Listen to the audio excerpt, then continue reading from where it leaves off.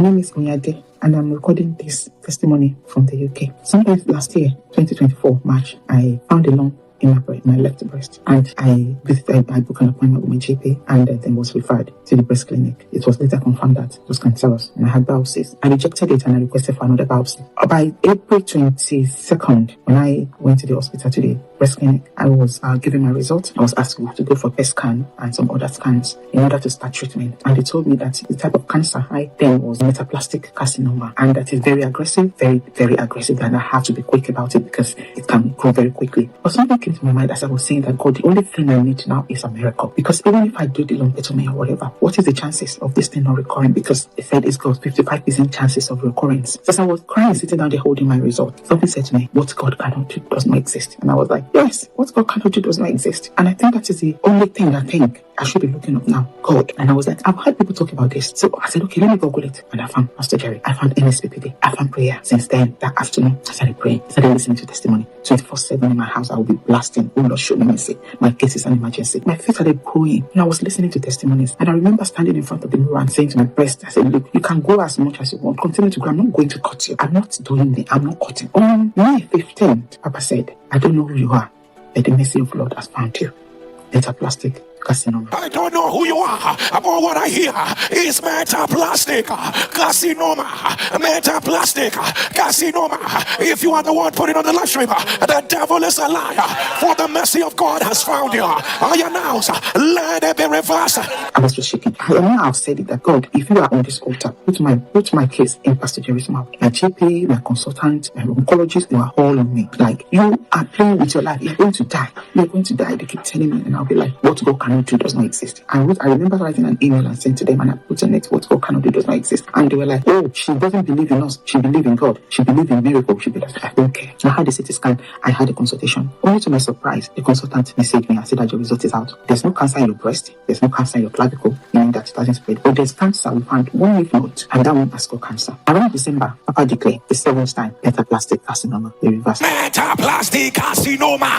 Metaplastic carcinoma. If you are the one putting on the live stream, the devil is a liar. I announce, let it be reversed. And that is when I knew that it is done. January 2nd, 2025, they asked me to come for biopsies. I went for biopsies. I started all over again. And one after the other, all the results were coming out clean and clear. Biopsies, even the one that they saw in Turkey that had cancer, it came back. It was the first one to come back with nothing in it. My consultant was not satisfied. She asked for the one for the breast. She asked for the one for the armpit. She said, okay, you have to go for PET scan. You have to go for MRI. You have to go for CT. You have to do this. Yeah, everything with them. All because she had told me that my enemy would die if she does not receive chemo. And the other one, and as I was saying to her that I remain on the altar, nothing missing, nothing broken. What God cannot do does not exist. They see me as a fanatic. They see me as someone that believes in miracle, that doesn't want to put in the work. But I said, look, the work I'm putting in is the work of prayer, not chemo. Prayer therapy.